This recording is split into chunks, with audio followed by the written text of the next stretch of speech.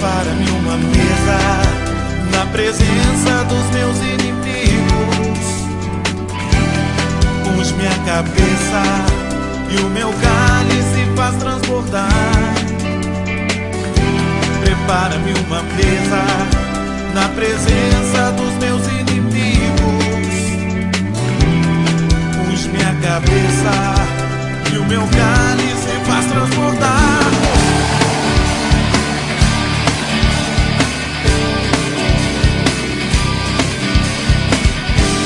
Se você também é marcado, então você vai declarar com toda a sua força isso. Se tentam destruir-me, zombando da minha fé e até tramam contra mim. Querem entulhar meus poços, querem frustrar meus sonhos e me fazer desistir. Mas quem vai apagar o selo que há em mim, a marca da promessa que ele me fez? E quem vai me impedir se decidir estou? Pois quem me prometeu é fiel pra cumprir. O meu Deus nunca falhará. Eu sei que chegará minha vez, minha sorte ele mudará diante dos meus olhos. O meu Deus nunca falhará. Eu sei que chegará minha vez, minha sorte ele mudará diante dos meus olhos. Toda arma forjada contra nós não prosperará. Não há homem, não há principado que consiga apagar a marca da promessa que o Senhor me fez. Aleluia!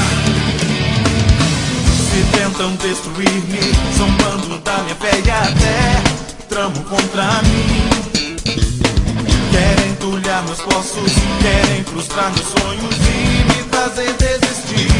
Mas quem vai apagar o selo que há em mim, a marca da promessa que ele me fez? Ninguém vai me impedir se decidido estou, pois quem me prometeu é fiel pra cumprir.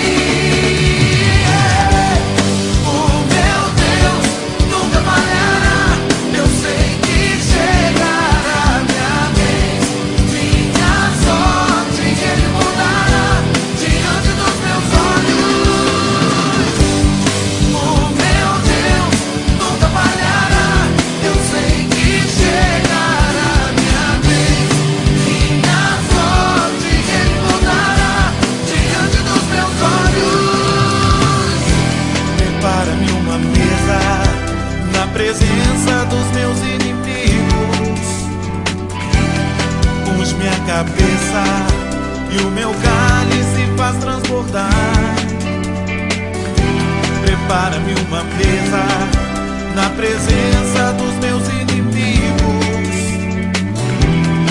Unge minha cabeça e o meu cálice faz transbordar.